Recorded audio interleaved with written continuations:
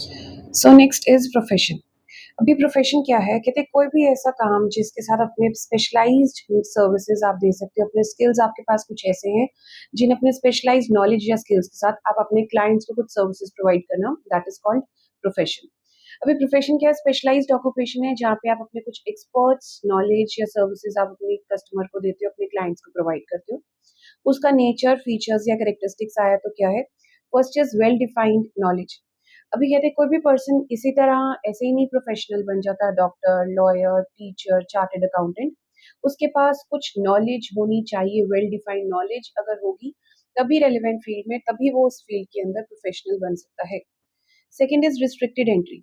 Restricted entry का मतलब क्या है, जब तक आप कोई पर्टिकुलर सब्जेक्ट की नॉलेज नहीं ले लेते उतनी देर तक आपकी उस प्रोफेशन में एंट्री नहीं है। फॉर एग्जाम्पल इफ आई से, इन केस अगर मैं टीचर हूँ, इसका मतलब ये नहीं है मेरा चाइल्ड भी क्या होगा, टीचर ही होगा। सो हमने यहाँ पे क्या कहा, ओनली दोज पर्सन एलिजिबल है टीचिंग के अंदर या उस प्रोफेशन के अंदर, डॉक्टर के अंदर, जिसने एक्वायर्ड नॉलेज ली है, रिक्वायर्ड जॉन सी उसके अंदर नॉलेज, रेलिवेंट चीज नॉलेज चाहिए, स्किल्स लिए हैं, अगर उसके पास हैं तभी वो उस प्रोफेशन में एंटर कर सकता है।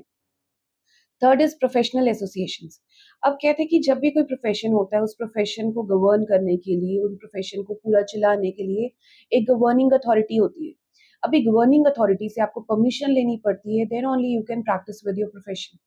फॉर एग्जाम्पल लॉयर्स के केस के अंदर क्या है, लीगल प्रोफेशन अगर आप किसी ने कोई प्रैक्टिस करनी है, आपको बार काउंसिल से परमिशन लेनी पड़ेगी, तभी आप क्या कर सकते हो, अपना लीगल प्रोफेशन चला सकते हो।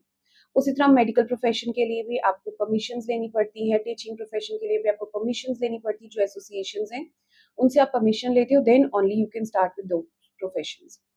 Next is ethical code of conduct. हम ये एक्सपेक्ट किया जाता है कि जिस टाइम भी हम एक प्रोफेशन के अंदर एंटर करते हैं, हम एक एथिक्स के साथ उस कोड ऑफ कंडक्ट को ऑनर करें।